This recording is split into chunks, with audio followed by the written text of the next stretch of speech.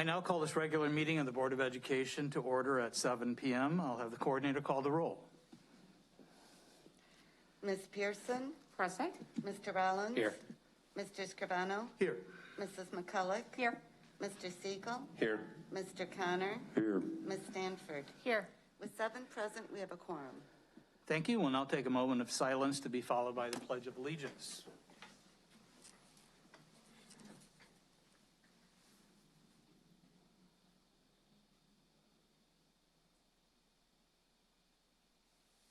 I pledge allegiance to the flag of the United States of America and to the republic for which it stands, one nation, under God, indivisible, with liberty and justice for all.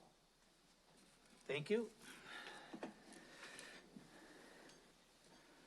As we start each board meeting, it bears reminding that the mission of Rockford Public Schools is to collaboratively engage all students in a first-class education for a changing world. And before we go any further, I'd like to thank Connor, who's working behind the scenes as always to produce our board meeting on Zoom, YouTube, and Comcast Channel 20.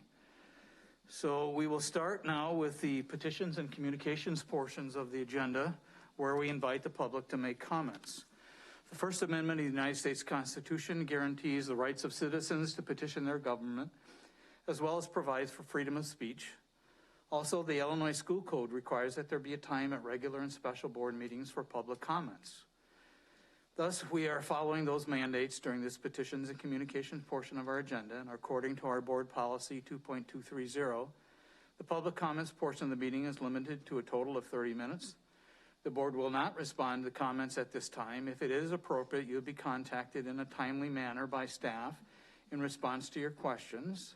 In order to allow sufficient time for the business of the board and to conduct our meetings in a timely and efficient manner, we are requesting that you comply with the guidelines that are posted, and each speaker will be allowed no more than 2 minutes to address the board.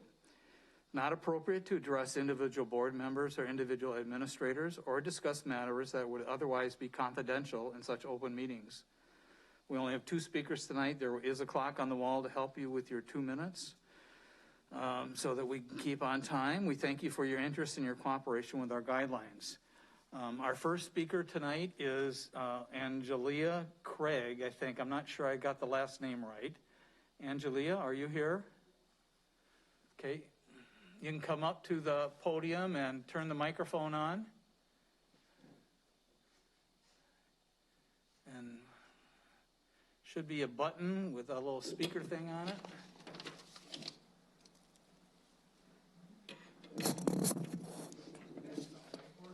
It's working. Hello, my name is Angela Craig. I'm a local 1 custodian at Rockford School District 205 and a Rockford resident for at least 20 years. I have dedicated 4 years of my life ensuring students and teachers and safety and health at school during the COVID-19 pandemic. I recently learned that the new contractor, GFS, likely not respect and protect local 1 custodian. I'm concerned that my job will be taken away from me by the new income contractor, GFS. I need GFS to protect all of our livelihood and ensure that essential workers will make a reduction of 40 hours of a week. Cutting our hours will put health care at risk and lowering our income, wages, and we need to support ourselves. The school board must ensure that GFS is guaranteed that all local 1 custodian will maintain discipline work in line of COVID-19. Families and residents of the school district 205, that the school board will make the right decision, ensuring that the school district is clean by experience and custodian and deduction of the construction workers. Thank you.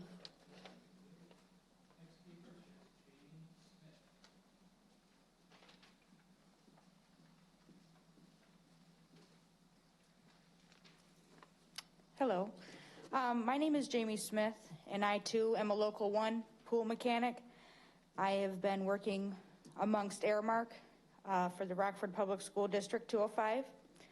I am a proud lifelong Rockford resident, living here with my husband and our 12-year-old daughter.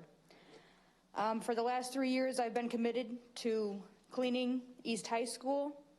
I ensure that pool necessities are taken care of, so that way the safety of the students, making sure the pool is operable and such. I too have recently found out that GSF will be our new contractor for Rockford Public School District. My coworkers as well as myself do strongly urge the board to do the right thing and protect all Local 1 custodians. As a lifetime resident, I urge the school board to listen to our concerns.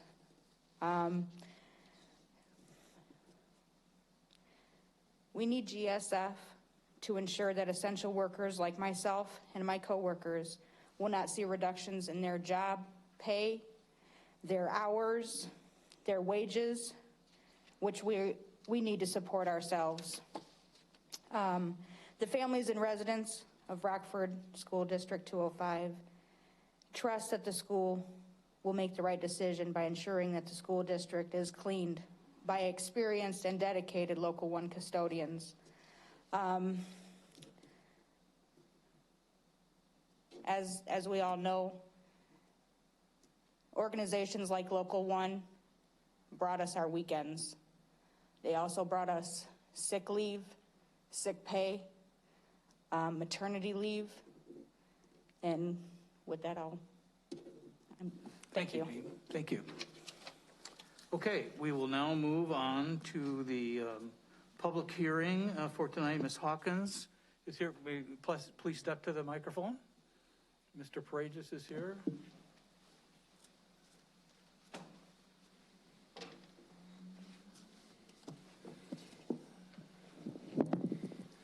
Good evening. My name is Jim Paredes from AGHL Law on behalf of the Rockford Public Schools. This is a public hearing that has been requested by Assistant Principal Janice Hawkins under Section 10-23.8B of the Illinois School Code. By way of background, the board has previously approved Ms. Hawkins' reclassification from an administrator position to a teacher position and had so notified Ms. Hawkins in keeping with the requirements of the school code. Additionally, by a letter from the district's legal counsel that was submitted to Ms. Hawkins' legal counsel as her representative, Ms. Hawkins was provided with a written statement of the facts and reasons for the reclassification as required by the Illinois School Code. Specifically, Ms. Hawkins was notified of the following. I'm going to quote from the letter that she received. First, as an administrator, you have most recently performed the duties of assistant principal at Jefferson High School while receiving the higher pay of a principal. It has been a substantial time period since you last performed principal duties that would otherwise support your higher pay. Moreover, your performance was inadequate when you last served as principal of Auburn High School, and you were advised of performance inadequacies while serving as a principal at Auburn High School. Second, while serving as an administrator as an assistant principal at Jefferson High School, you have stated that you did not intend to remain in that position and that you intended to pursue employment opportunities other than the assistant principal position and outside of the Rockford Public School District. Given the importance of that role, the Board of Education cannot justify continuing to have you in an administrator position for which you have demonstrated a lack of commitment at a salary level not commensurate with the duties of that position and at a salary level that is based on a prior position, the duties of which you have previously demonstrated you cannot adequately perform. Therefore, reclassification is in the best interest of the Rockford Public School District. By a letter dated March 15, 2021, Ms. Hawkins' attorney requested a private hearing to discuss Ms. Hawkins' reclassification, and that private hearing was held on March 30, 2021. Subsequently, by letter dated April 2, 2021, Ms. Hawkins, through her attorney, requested a public hearing pursuant to the school code that has resulted in this public hearing. For purposes of the public hearing, the Rockford Public Schools restate and adopt the written statement of facts and reasons for the reclassification that I noted earlier and that were set forth in the letter that was previously submitted to Ms. Hawkins. Now, in keeping with the provisions of Section 10-23.8B, Ms. Hawkins may now address the board regarding her classification. or reclassification.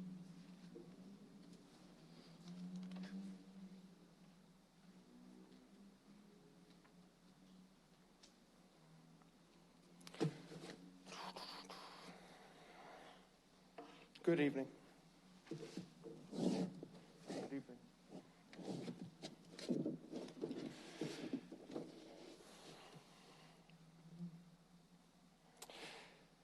My name is Alex Stamatoglu, and I'm with the law firm of Villalobos and Associates in Chicago.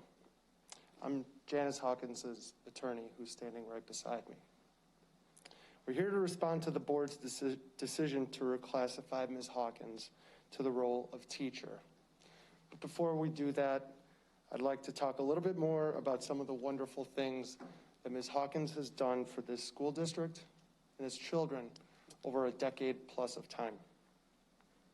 Ms. Hawkins has devoted the majority of her professional life to the students of this district. She's gone above and beyond what has been asked of her. In the last 10 years, she began as executive principal at Guilford High School in 2012. She served in that position until 2015. The reputation of Guilford vastly improved under Ms. Hawkins' leadership. Guilford set the standard in this school district.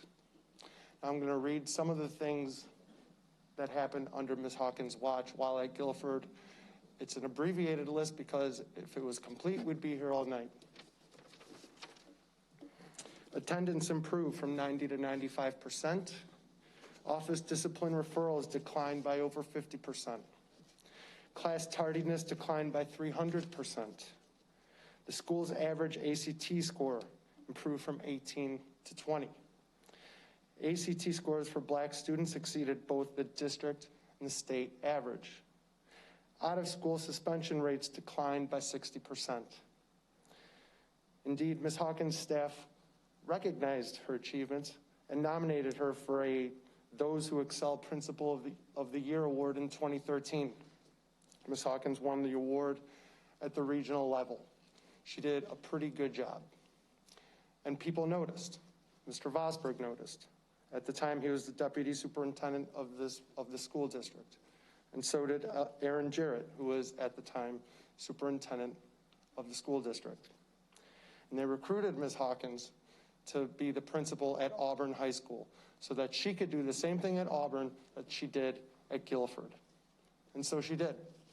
And she began in 2015 and served as executive principal until 2020.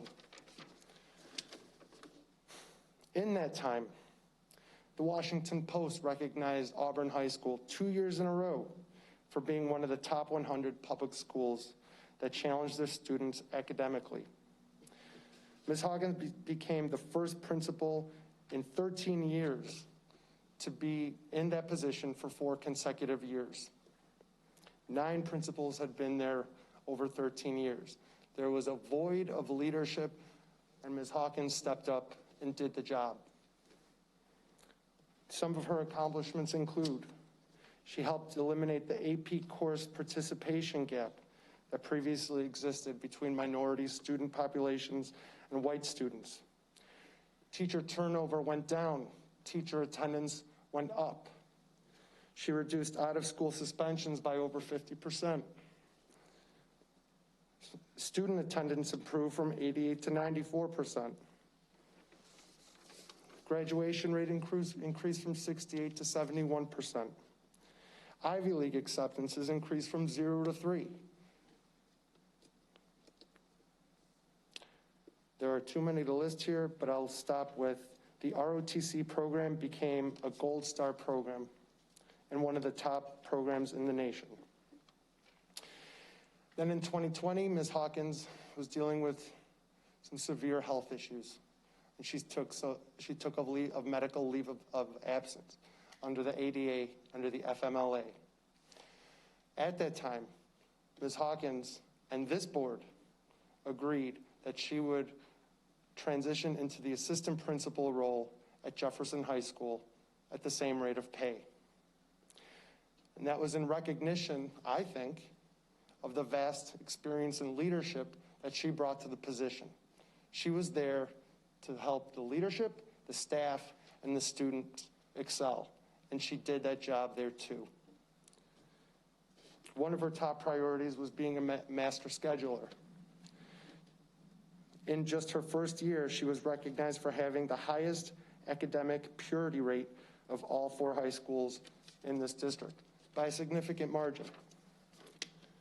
The building principal at Jefferson, Mr. Donald Rundle, frequently told Ms. Hawkins that she was doing a great job, that he and the Jefferson admin team and staff were happy to have her there, and that she was welcome to remain at Jefferson for as long as she wanted. And then in March of 2021, Ms. Hawkins received notice from this board telling her that she was fired, that she'd be reclassified to the role of teacher. In a later letter, the letter that Mr. Perret just read from, supposedly identifying the reasons for her reclassification, the board lays out 3 reasons. None of those reasons have anything to do with her performance as an assistant principal for the last year. So the board's decision has nothing to do with what Ms. Hawkins did in her current role. So let's go through these reasons. And I'll quote, as an administrator, you have most recently performed the duties of assistant principal at Jefferson High School while receiving the higher pay of a principal.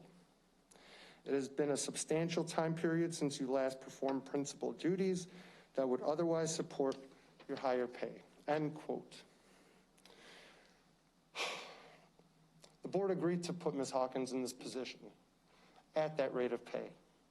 This isn't something that just happened on accident, and this isn't something that Ms. Hawkins can be blamed for.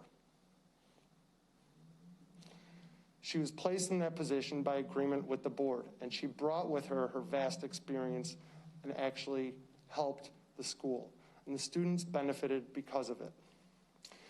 Now, the reasonable thing to have done would have been to, reduce her pay so that's commensurate with other assistant principals, since that's the job she was doing, since that's the job that she was doing. But that didn't happen. You fired her instead. The next reason, quote, your performance was inadequate when you last served as a principal of Auburn High School, and you were advised of the performance inadequacies while serving as principal of Auburn High School. This statement is untrue. Dr. Vosberg reviewed Ms. Hawkins' performance every year for 6 years. Every year he rated her as proficient. Every year he rated her in many subcategories as distinguished. Something doesn't add up. In reality, what happened, or when things took a turn south, was in 2018, 2 things happened.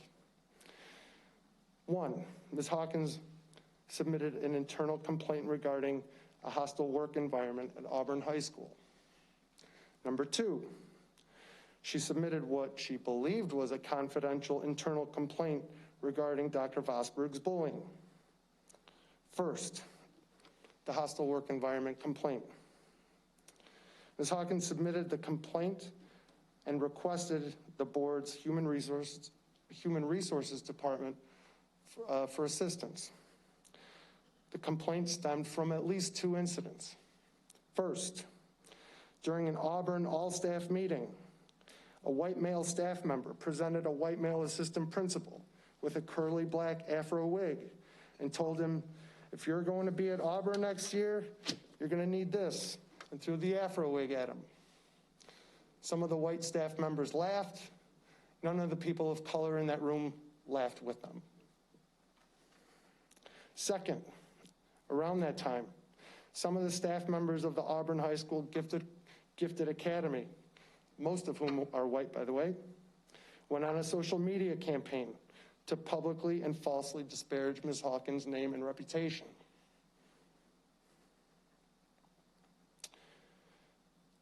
Later, Ms. Hawkins filed a confidential, what was supposed to be a confidential internal complaint about Dr. Vosberg targeting and bullying her. I say it was supposed to be confidential because it wasn't. Dr. Vosberg found out, he called a meeting with Ms. Hawkins, he sat her down, and he told her, quote, "Janice, you don't trust your supervisor. That's not good." Nothing came of Ms. Hawkins' complaints. Instead, we're here today because she's getting fired. As you may or may not know, Ms. Hawkins has filed 2 charges of discrimination against this school district for what she sees as its retaliatory and discriminatory practices. Now, that wasn't mentioned in the letter, and I have no idea if that was a reason for her dismissal. What I do know is that when we had our private meeting with Ms. Hawkins and the people up here, I wanted to ask you some questions to figure out what happened, and your attorney told me that none of you would answer any questions. Now, I've been practicing law for a little while, and when a client asked me if they should speak, in most circumstances, I tell them, unless you have something to hide, you should speak your truth. And we didn't get that from you. The last reason in the letter, which I think is the most bizarre of them all, quote, "While serving as an administrator as an assistant principal at Jefferson High School, you have stated that you did not intend to remain in that position and that you intended to pursue employment opportunities other than the assistant principal position and outside of the Rockford Public School District." End quote. Ms. Hawkins had a conversation with Mr. Rundle over a year ago, March of 2020. By the way, this was right around when COVID started and the world was upside down. Mr. Rundle asked Ms. Hawkins to let him know if she planned on looking for a new job. And he also said that if she were, that he would be happy to write a positive letter of recommendation for her. At the time, Ms. Hawkins told him that she would be looking, but would only take something that was a good fit.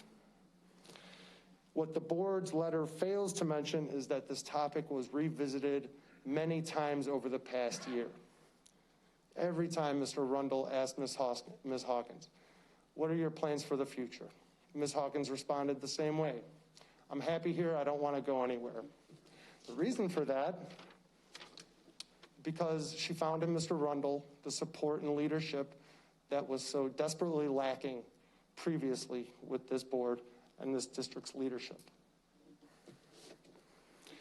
That this board cites a single conversation from over a year ago as justification to fire Ms. Hawkins without any additional context is mind-boggling. Lastly,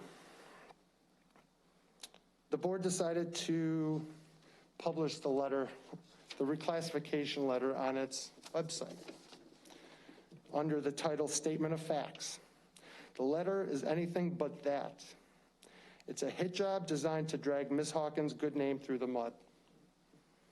Just a few days ago, unsolicited, Ms. Hawkins received a message from a former colleague. And I'll read the letter, or the note. I won't mention the person's name to protect his identity because I don't want him getting in trouble. Their note reads, quote, "They've got you and that letter in the board agenda. So sorry, Janice. I've always hated how RPS likes to publicly humiliate people, although it's usually teachers. I thought you were a good principal, actually, from what I can tell. They had to get that dig in there about you." End quote. Ms. Hawkins has proudly served the children of this school for 14 years. She turned around 2 high schools, Guilford and Auburn, and set a standard district-wide. For her efforts, for her devotion to this district's students, for her labor, this district's leadership has dragged her name through the mud and tried to publicly disgrace her. What some of the people in this room have done to Ms. Hawkins is shameful. And the students of this district are going to be worse off because of it.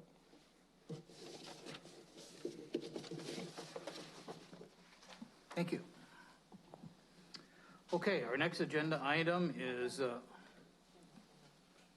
I'm sorry, Mr. Paredes. Just briefly in conclusion, this concludes the public hearing requested by Ms. Hawkins. The board may reconvene in executive session to consider this matter and to review it again at the board's next meeting. Okay, thank you, sir. Okay. We're now on to our next agenda item, which is board member comments. Are there any board member comments? Mr. Rollins. I've actually got 2 different things that I wanted to talk about. I was just thinking, I think they're linked by the inexorable passage of time. The first is I just want to recognize the loss of the RPS community, to the RPS community, of a longtime member last week. Peter Danby was my older kid's first principal at King Elementary down on Montague Street. And it turned out he was a neighbor too. We both lived in Edgewater, and he had 2 of his kids were the age of 2 of my kids, and they got to be pretty good friends. And those 2 kids probably spent half of their lives growing up at my house, and my 2 of my kids spent half of their lives growing up at his house.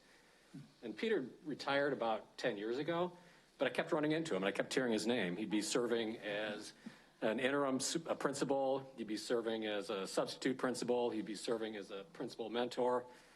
And I finally just concluded, Peter's just never going to retire. So I just want to extend my condolences to his family and to the RPS community as a whole. The other is, I'm just thinking how 10 years can pass in the blink of an eye. So 10 years ago, Ken Scrivano and I and Laura Powers were the newbies on the board. We had just been elected. We weren't sitting at this nice table here, in this nice space here. And we were elected at a time when, if you weren't here at the time, it's a little bit hard to even explain.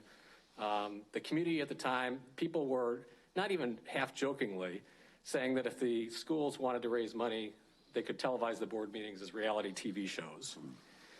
When we got on the board and new administration came on, every time you turned over a rock, there was something there. The first year I was on the board, the district had publicly announced that it was going to have a $40 million deficit, to the great wringing of hands around the community, and there was a committee that was formed. And when the audit came in, we had a $20 million surplus, $60 million swing in the finances. The schools, there had been no investment in our schools, not just in years, but in decades. If you walked into our schools, you couldn't walk into a classroom without stepping over an extension cord, and probably the most prevalent construction material you would see would be duct tape. School climate, there were a lot of people in town that had no interest in sending their kids to the Rockford Public Schools because they didn't feel that they were safe. Technology, when my older son came back to Rockford after teaching in Barrington, and I was already on the board at that point, and after teaching here for 3 or 4 weeks, he came to me and said, I can't use the technology here, none of it works. I just have to go back to using books because none of your technology works. No one in RPS could even remember ever having an aligned curriculum in this district. Teachers couldn't tell what they were being paid or why.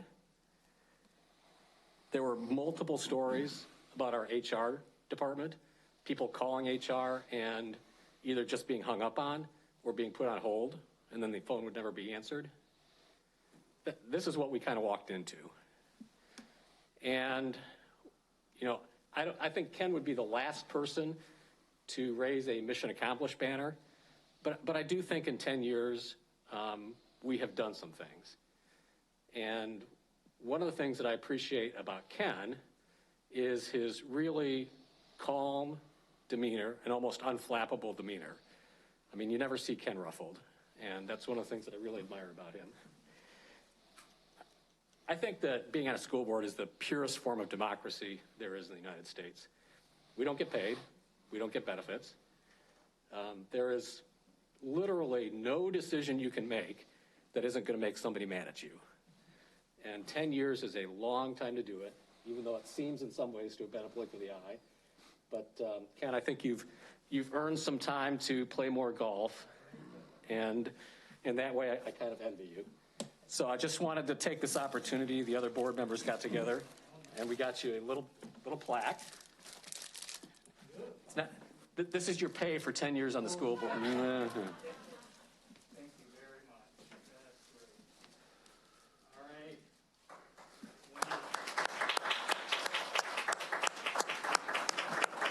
I got a place right on my wall. Beautiful. Mr. Connor? My mic back up. Mr. Connor. Yeah. My comments on Ken Scrivano are more, he is a friend of mine, which I'm grateful for. But in addition to him being unflappable, let me say this. For those of you who have never done any kind of service, it is a difficult job to balance the comments, interests, and desires of multiple people across a very diverse group. And Ken has done outstanding work on this. He's been president for 8 years, right? And in 8 years, he's somebody who has balanced perspectives, listened to other people. He's was an executive at Swedish American, and everything I've heard about the job he did there was very similar. He was somebody who listened and somebody who really sought advice and comments from everyone. So that has certainly been a hallmark of him. But let me say this. Some of you probably don't know, I think he is a Rockford native, as well as his family. He went to, I believe, Summerdale, Roosevelt, and graduated from West. So, like several of us, he's a neighborhood kid.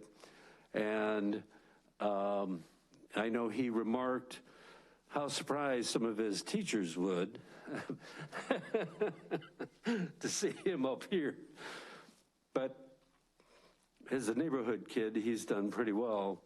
And so he comes from Rockford and cares deeply. He has children and grandchildren that have gone to the public schools and are still in the public schools.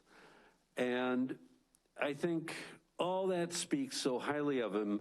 But the thing, as another neighborhood kid, one of the things you always treasured was somebody who did something and didn't just talk about it. And that's Ken Scrivano. Every time there's a committee, and there's been bazillions, Alignment Rockford, Transform Rockford, when we did the Erickson study on early childhood, it seems like every time there is something to be done, Ken Scrivano is at the head of the line doing work for really, from my point of view, very little recognition. You wouldn't know it. He doesn't sit up here and detail all the things he does, but he puts in an incredible amount of time. And if I were to estimate, he probably spends at least 15 hours a week and probably more at given times, much more than that. And he has over a long period of time. So if you think about somebody who's not paid, everything is on his time and has been that dedicated for such a long period of time. It's one of the reasons I felt compelled to say something as testimony to all the efforts that somebody has put in. And I would say that we have yet to accomplish all the things that we want. Everybody would agree to that. But I think, as Mr. Rollins well pointed out, if you were around 10 years ago, and some of us who've lived here our whole lives, let alone 20, 30 years ago, have to say that the differences really are noticeable.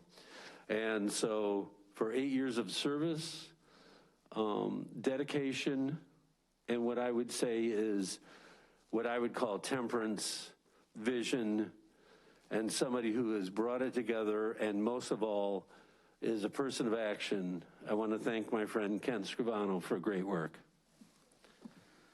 All right. Mrs. McCulloch.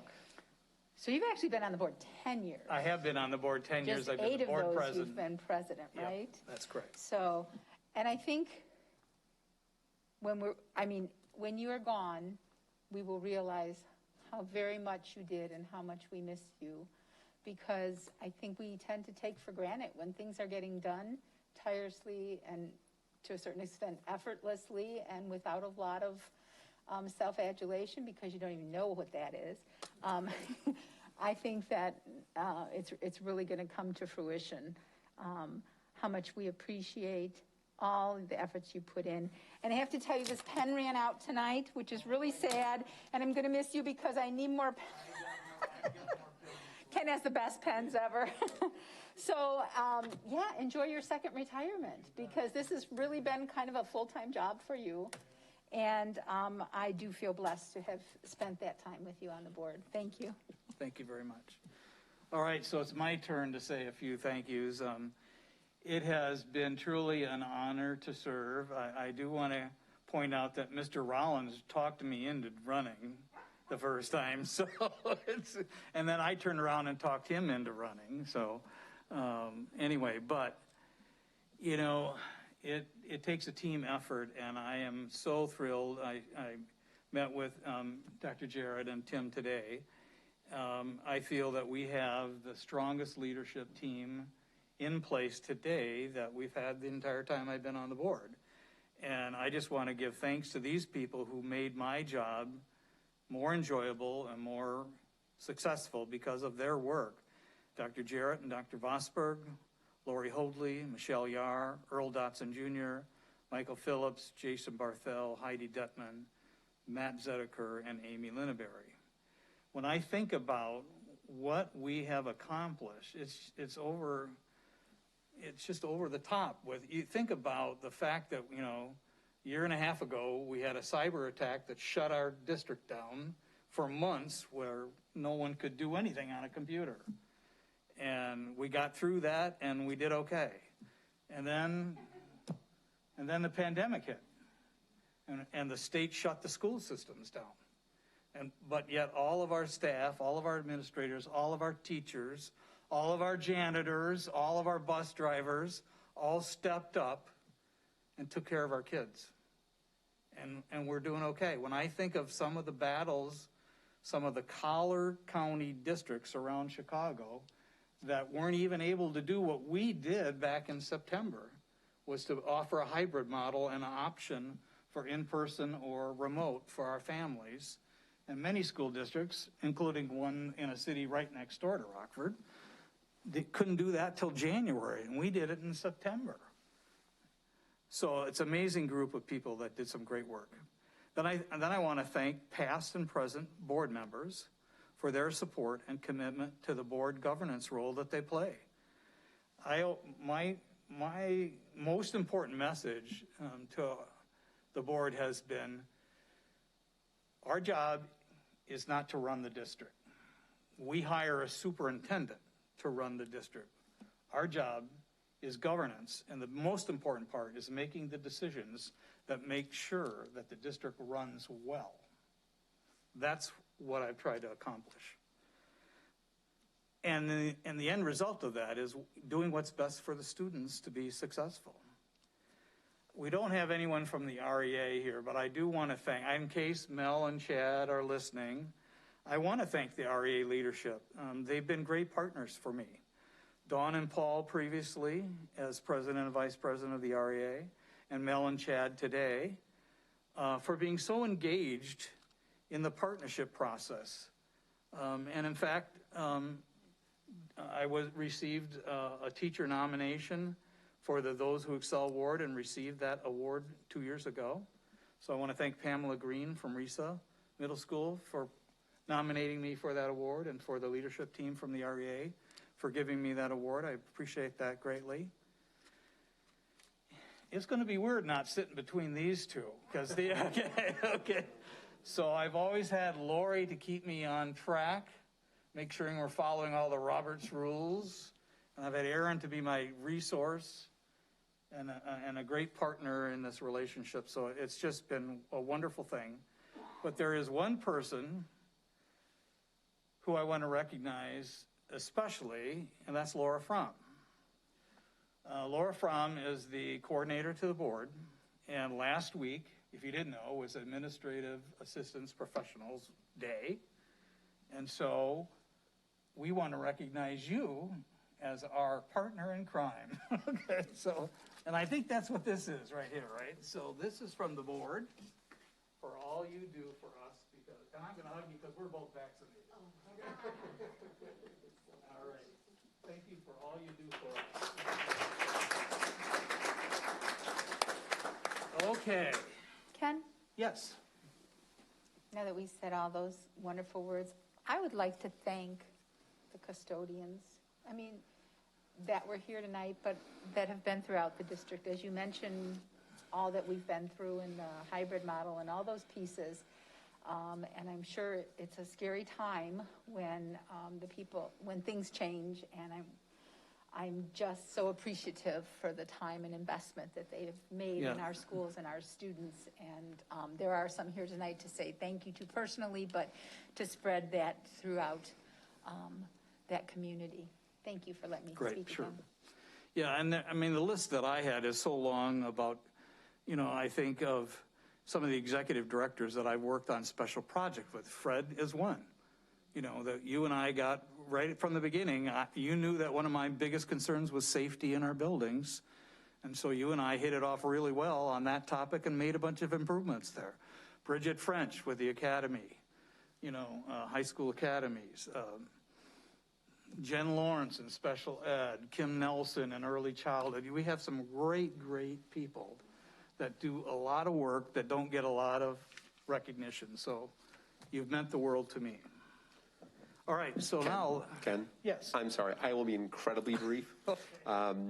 I already expressed to you, but we are making these expressions because there was an election, and the person who is going to come and sit at this table by the end of this evening is here, and I would like to congratulate Cameron Muhammad on her election.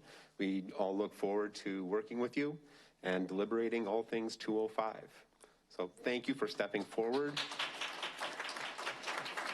Thank you for stepping forward to serve the community. As you've probably guessed, this can be kind of a thankless job. The compensation is terrible.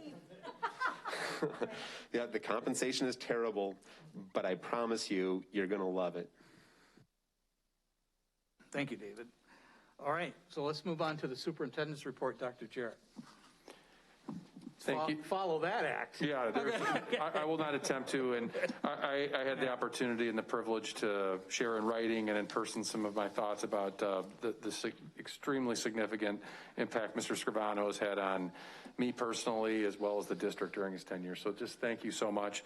And I also want to express Mr. Siegel's very kind, welcoming words and echo that we're really looking forward to working with Ms. Muhammad, and welcome to the board and welcome to our district. So this is a bittersweet day in the sense that we're saying goodbye to someone who's been an incredible leader, and we are welcoming a new leader to our team as well. Thank you. Okay. All right, we are now on to internal-external stakeholder relations. Mr. Siegel. The Internal External Stakeholders Committee has no follow-up reports at this time. Okay. Next is the Performance Monitoring Committee items. Ms. McCullough? There's two items I'm going to have a little bit of information on, but I think I'll just pull them when we're getting ready to vote on them so that you know where they are in that agenda. So thank you. Okay. Next is the Planning Committee, Mr. Rollins. We have nothing for the meeting tonight. Just as a teaser, I did a little preview with Ms. Yar. We've got that ESSER money that we're going to have to be spending, so we'll be talking about that at the next Committee of the Whole meeting. Okay. Thank you. The only follow-up item I had on governance was I just wanted to confirm with Mr. Phillips that the tennis courts are unlocked. Okay. They are. They are, and the community is all happy, and I've gotten 0 emails thanking us for that. So, okay, so now that the weather's good, we're hoping a lot of people in the community are getting to use that facility at Guilford for the tennis courts. All right, so the next item we have then is the class of 2021 graduation requirements, really the adjustments that Mrs. Detman presented at our last board meeting. Is there a motion and a second to approve item 9A, the class of 21 graduation requirements? So moved. Moved by Mr. Connor. Second. Second by Mr. Siegel. Any discussion or comments? Go ahead. The asterisk is there because why?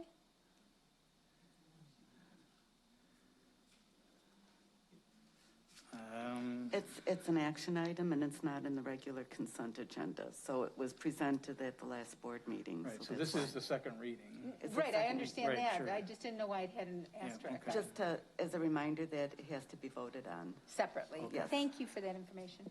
Okay. Hearing no other discussion, I'll the coordinator then call the roll on that approval. Ms. Pearson? Yes. Mr. Rollins? Yes. Mr. Scrivano? Yes. Mrs. McCulloch? Yes. Mr. Siegel? Yes. Mr. Connor? Yes. Ms. Stanford? Yes. The motion passes unanimously. Thank you.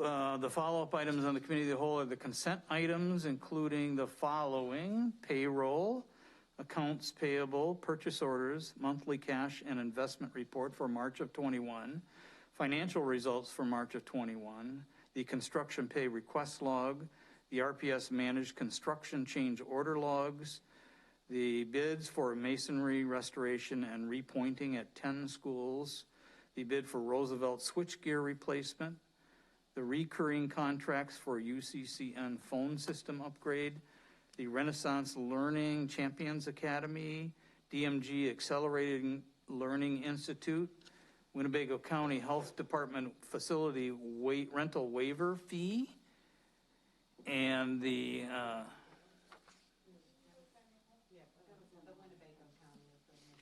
all right, we'll delete that one. Delete item number M, already taken care of. And the consent items, including the meeting minutes of April 13th, contract purchase orders, prevailing wages, and the Freedom of Information log. Is there a motion and a second to approve these consent items? So moved. Moved by Mr. Connor. Second. Second by Mr. Siegel. Are there any consent items that board members wish to have pulled for separate consideration? Mr. Siegel? 10C. 10C. Any others? Mr. Rollins? 10H. H. Ms. McCullough? 10K and 10L. Okay. Any others? Okay, the coordinator then call the roll on the approval of the consent items not pulled. Mr. Rollins? Yes. Mr. Scrivano? Yes. Mrs. McCulloch? Yes. Mr. Siegel? Yes. Mr. Connor? Yes. Ms. Stanford? Yes. Ms. Pearson? Yes. The motion passes unanimously. Okay, and we'll go back and take a motion and a second to approve item 10C, which is purchase orders. So moved. Moved by Mr. Connor. Is there a Second. second? Second by Mr. Rollins. Any comments or discussion? Hearing none, I'll have the coordinator call the roll on the approval of item 10C, purchase orders. Mr. Scrivano? Yes. Mrs. McCulloch? Yes. Mr. Siegel? Abstain. Mr. Connor? Yes. Ms. Stanford? Yes. Ms. Pearson? Yes. Mr. Rollins? Yes. The motion passes with 6 yeses, 1 abstain. Thank you. I'll now take a motion and a second to approve the bid for masonry restoration and repointing at 10 schools. That's item H, 10H. So moved. Moved by Mr. Connor. Second. Second by Mr. Rollins. Questions or comments or discussion? Mr. Rollins. I pulled it because this is significantly over budget, and I am just a little curious. I'm hearing that construction costs are starting to go through the roof. Is that what's going on, or did we just underestimate somehow? Mr. Rollins, at the time the budgets were established for these schools, we've seen a lot of further deterioration. These budgets were established, I'm going to say back in 2016. So at all these schools, we've seen deterioration, and also there have been some chimneys at some of the elementary schools that are starting to deteriorate, and from safety aspect felt it was important to get those down. Okay, I didn't realize our budgets were set back in 2016, so I guess that would explain a lot of it then.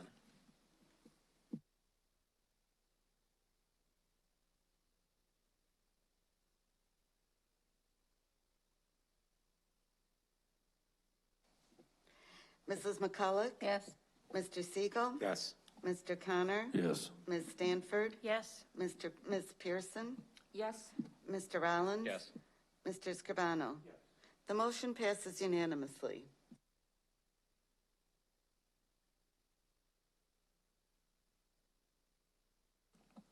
Please turn on your mic, and yes. You'd think I'd learn how to do this. So move, yeah. Is there a second? Second. Mr. Siegel. All right, any comments or discussion? Mrs. McCulloch. All right, so I thought that it would be helpful, since we're focused on achievement, that we just heard a little bit of the background on this item that is going to be used as a student progress monitoring tool, and how it's going to be implemented throughout the district. I should say ramped up. Ms. Detman's here to tell us. And buried in here somewhere, I found out the total cost over the whole program, but which was 1.6 million, but we're only voting on 24,000 of that, and she'll explain some of that fiscal piece to you as well. Thank you.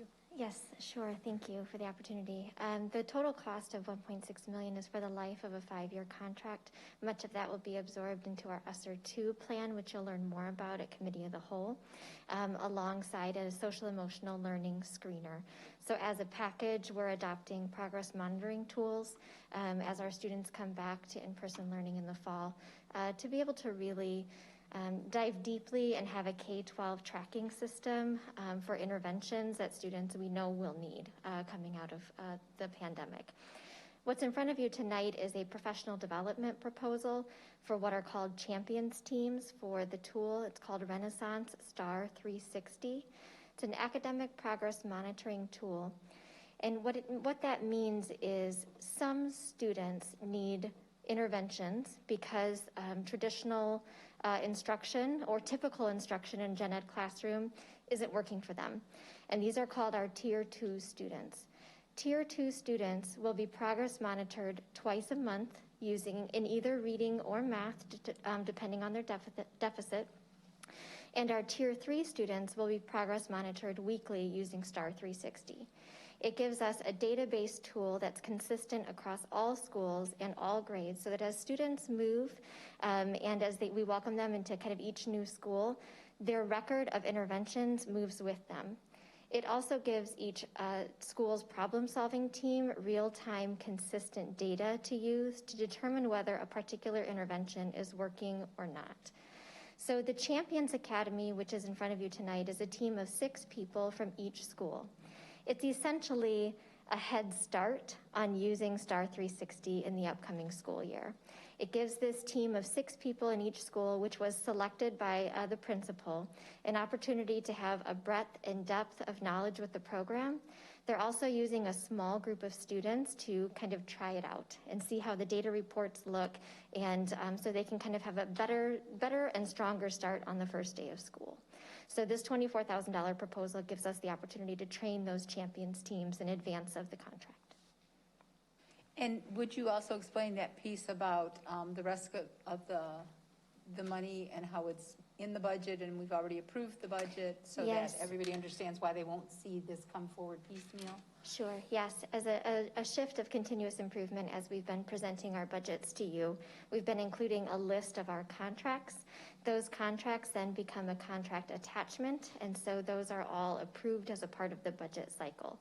So this item will not come forward again for board approval. It was included in the Ed Services board presentation in March.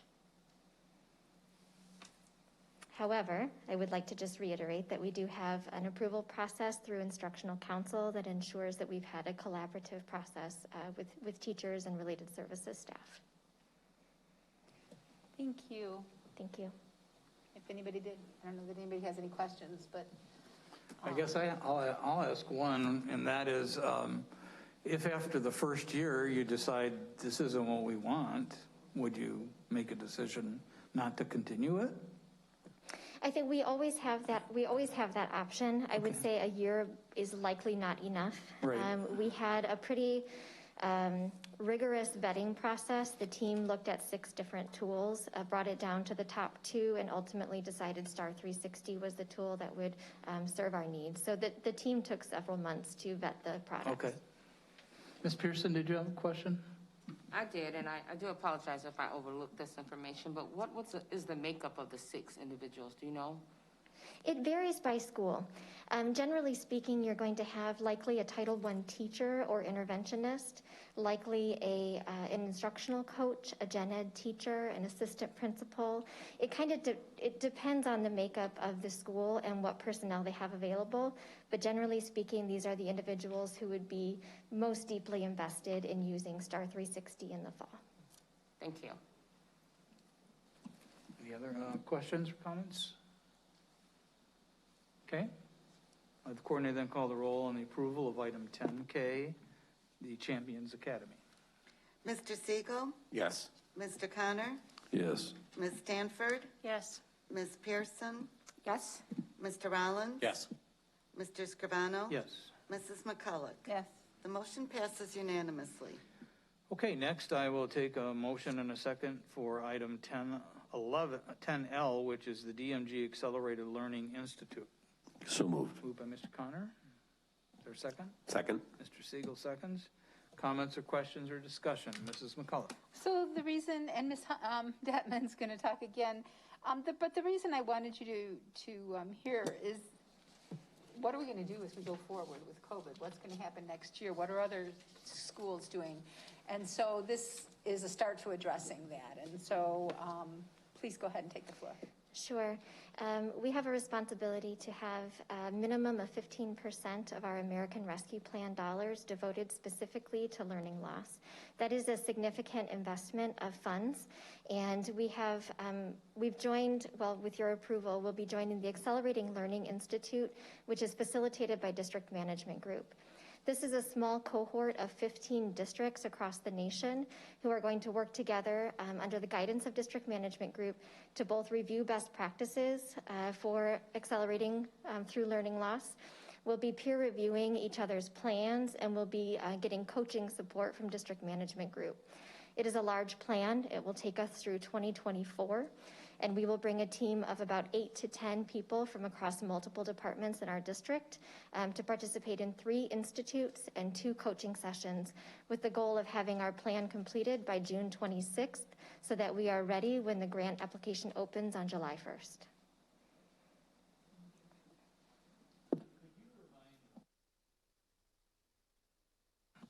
Could you remind the board what we have used DMG for in the past? Academic return on investment was one, correct? Yes, our most recent is academic return on investment. They are also doing some support in our schools. Risa, Dr. Vosberg, Lincoln? Risa for sure, I'm not certain on the others. Did we have to do an academic audit or something?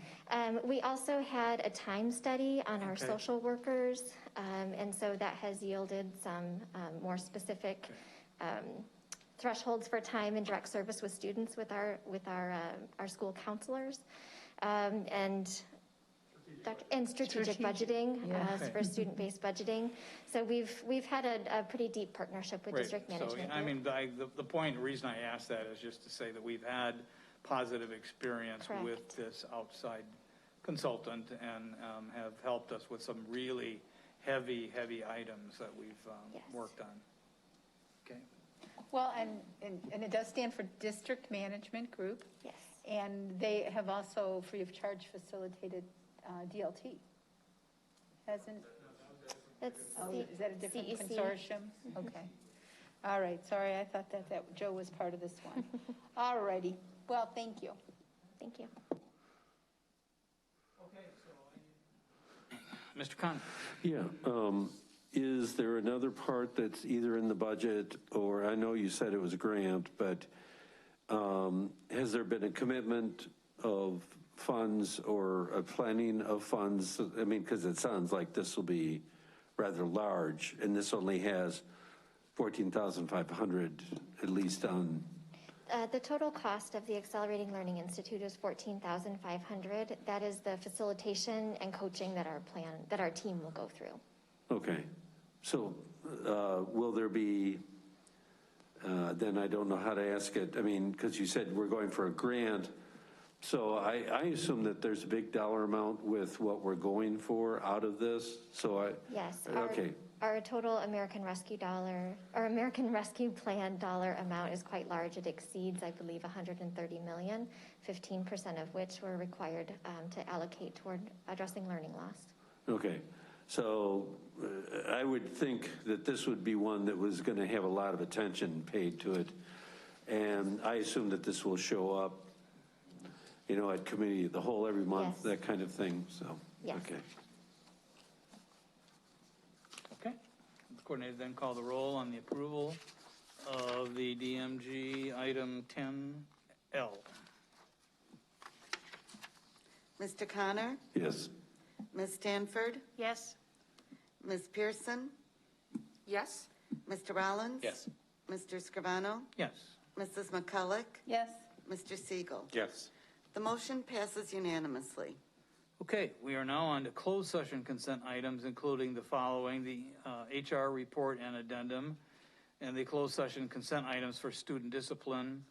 Unless otherwise modified below, the board adopts and accepts the hearing officer's findings and recommendations in the following cases in which students expelled or suspended are prohibited from being on school grounds and school-sponsored activities without the prior written permission of the principal. Student number 2053, the expulsion is held in abeyance contingent upon an EIA agreement for the remainder of this school year. Student 4376 is expelled for the remainder of this school year through the end of 21-22 school year. And student 4377 is expelled. The expulsion is held in abeyance contingent upon an EIA agreement for the remainder of this school year. And the following four students are receiving EIAs, 8216, 8217, 8218, and 8219. Is there a motion and a second to approve these closed session items? So moved. Moved by Mr. Conner. Second. Second by Mr. Rollins. Are there any closed session items that board members wish to have pulled for separate consideration? Mr. Rollins? 11A. 11A. Well, we're not doing 11A. I'm on 12.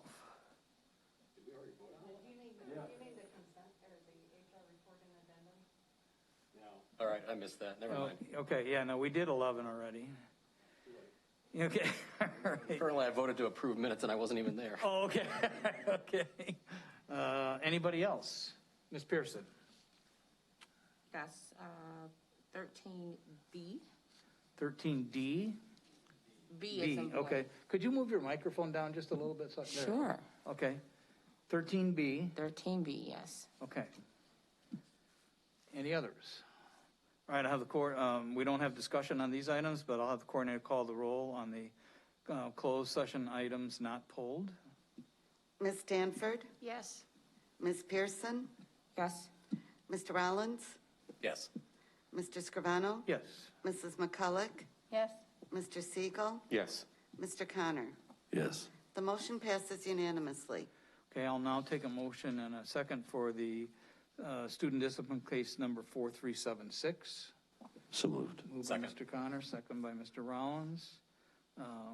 Have the coordinator then call the roll on the approval of that discipline case. Ms. Pearson? No. Mr. Rollins? Yes. Mr. Scrivano? Yes. Mrs. McCulloch? Yes. Mr. Siegel? Yes. Mr. Connor, Yes. Ms. Stanford. Yes. The motion passes with 6 yeses, 1 no. Okay, thank you. We are now on to item 15, which is board member action steps. Does anyone have any board member action steps? I didn't see any. Okay, I didn't hear what he said. Oh, yeah, we're going to do that next, yeah. Okay, so we are now, I'm going to take a motion and a second to reconvene in closed session in the back to consider the employee compensation, discipline, or performance or dismissal of specific employees or other matters provided for pursuant to subsection 2C of the Open Meetings Act. So moved. Okay, moved by Mr. Connor. Second. Second by Mr. Rollins. I'm assuming we have to have a roll call vote on that? Yeah, call the roll on going into closed. Mr. Rollins, Yes. Mr. Scrivano, Yes. Mrs. McCulloch, Yes. Mr. Siegel, Yes. Mr. Connor, Yes. Ms. Stanford, Yes. Ms. Pearson. Yes? The motion passes unanimously. Okay, so we're going to go into the back for a little bit, and then we'll be back out to do the remainder of the open session items.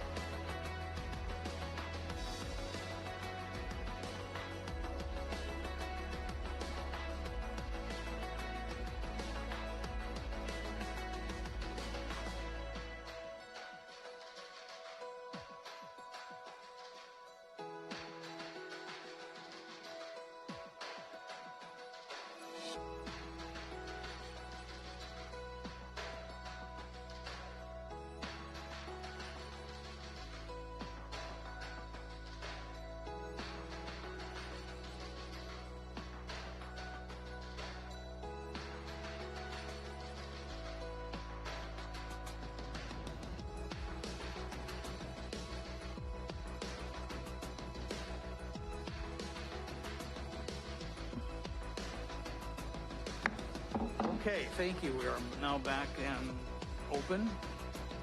We will now proceed with the swearing in of our board members. And this is just a reminder that all board seats are up for re-election in 2023 because of the census and the redistricting, correct? All righty. So normally I'd have you all stand in front, but because of COVID, here's what we're going to do. I'm going to have Ms. Stanford, Mr. Connor, Ms. Pearson, and Ms. Mohammed stand at a microphone, so you can stand at your microphone. Ms. Mohammed, if you would stand at that microphone. Okay. All right. And okay, do I have everybody? Okay. 1, 2, 3, 4. Oh, absolutely. Feel free. Feel free. This is quite long, and I apologize, but it's a state statute that we have to follow. So I'm going to go slow because it's very long, but you all have a copy. So let's get through it. So I state your name. I, Cameron Muhammad, Do solemnly swear that I will faithfully discharge the duties of the office of member of the Board of Education of Rockford School District 205 Winnebago, Boone Counties, Illinois, in accordance with the Constitution of the United States, the Constitution of the State of Illinois, and the laws of the State of Illinois, to the best of my abilities. I further swear that I shall respect taxpayer interest by serving as a faithful protector of the school district's assets. I shall encourage and respect the free expression of opinion by my fellow board members and others who seek a hearing before the board while respecting the privacy of students and employees. I shall recognize that a board member has no legal authority as an individual, and that decisions can be made only by a majority vote at a public board meeting. All right. I shall abide by majority decisions of the board while retaining the right to seek changes in such decisions through ethical and constructive channels. As part of the Board of Education, I shall accept the responsibility for my role in the equitable and quality education of every student in the school district. I shall foster with the board extensive participation of the community,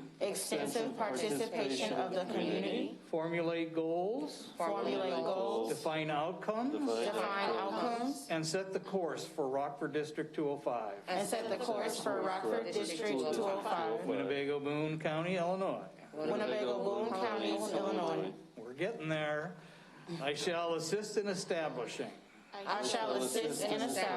a structure and an environment designed to ensure all students have the opportunity to attain their maximum potential through a sound organizational framework.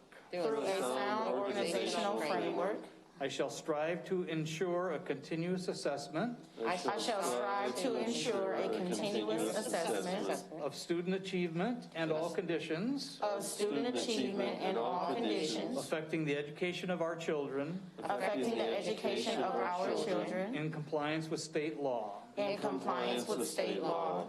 I shall serve as education's key advocate I shall serve as education's key advocate on behalf of students and our community's schools on behalf of students in our community schools to advance the vision of Rockford School District 205, to advance the vision for Rockford School District 205, Winnebago, Boone County, Illinois. Winnebago, Boone Counties, Illinois. I shall strive to work together I shall strive to work together with the district superintendent with the district superintendent to lead the school district to lead the school district toward fulfilling the vision of the board, for fulfilling the vision the board has created, toward fulfilling the vision the board has created, fostering excellence for every student fostering excellence for every student in the areas of academic skills, in the areas of academic skills, knowledge and citizenship, citizenship, and personal development. and personal development. Very good. Congratulations.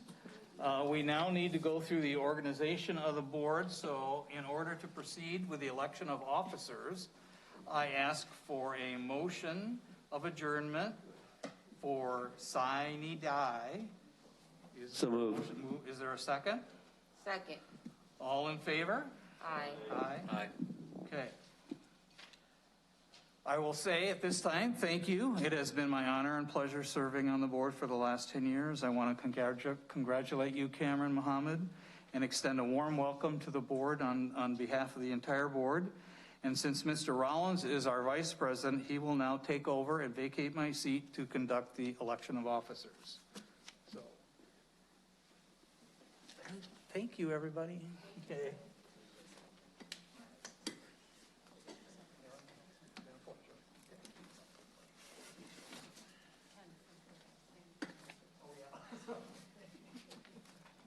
Absolutely. David, thank you.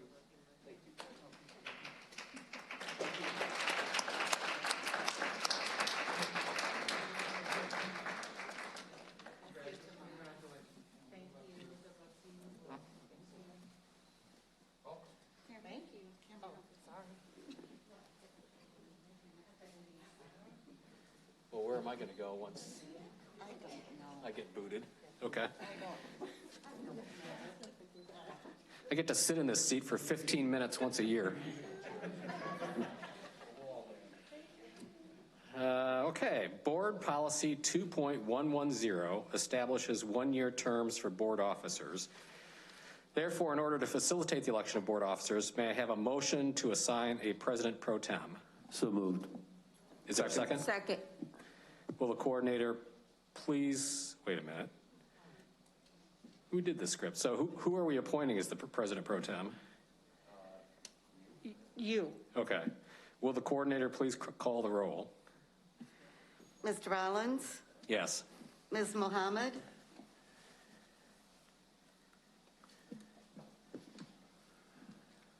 You have to let me know, can I pass, or just because do I? You can pass. Okay, I'll pass. Mrs. McCulloch? Yes. Mr. Siegel? Yes. Mr. Connor? Yes. Ms. Stanford? Yes. Ms. Pearson? Yes. All right, I now call this meeting to order. Did you want me to say the votes or? No. Nominations are now in order for the office of president of the board. Now, this is a little different, so pay attention. We do not need seconds for nominations for officers. All I need is a nomination. So nominations are in order for the office of president of the board. May I have your nominations? Yep. Sir. I nominate Mrs. McCulloch for president.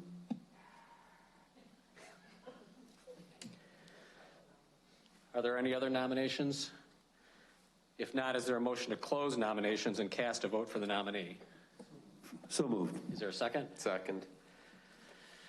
Will the coordinator please call the roll? Ms. Mohammed? Abstain. Mrs. McCulloch, Yes. Mr. Siegel, Yes. Mr. Connor, Yes. Ms. Stanford, Yes. Ms. Pearson, Yes?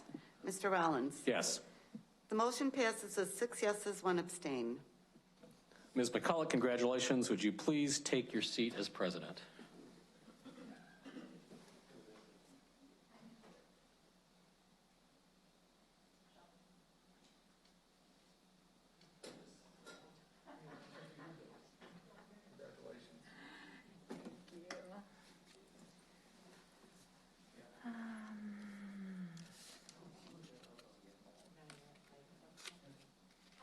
It's not on this page.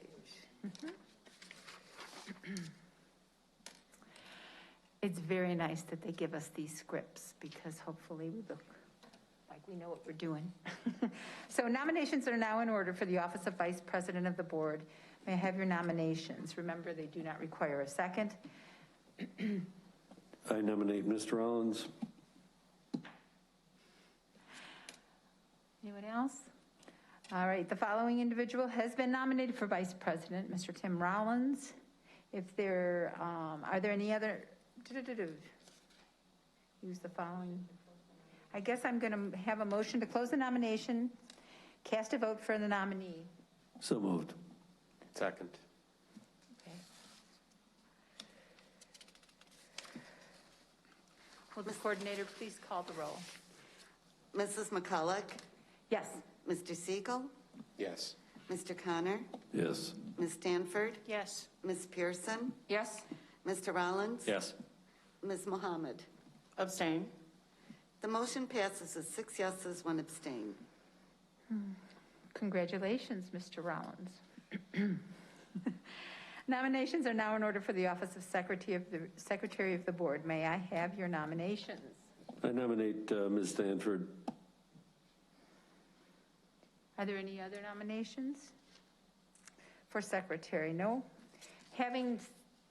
Seeing no other lights on, we'll close the nominations and cast a vote for the nominee. Is there a second to make that?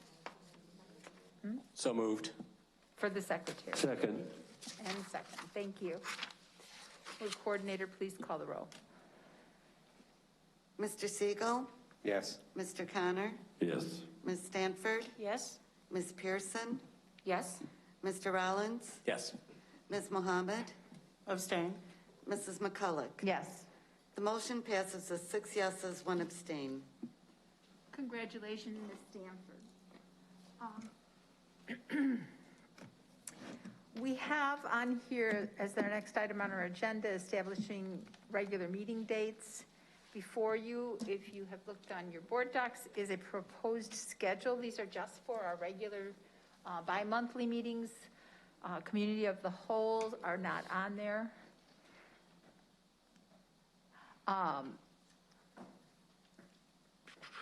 I would take, if you've had an opportunity to look at that, I would take a motion to approve the 2021-22 regular board meeting schedule. So moved. Is there a second? Second. Would the coordinator please call the roll? Do I need to? Can I just point out a couple of things? Of course. Okay.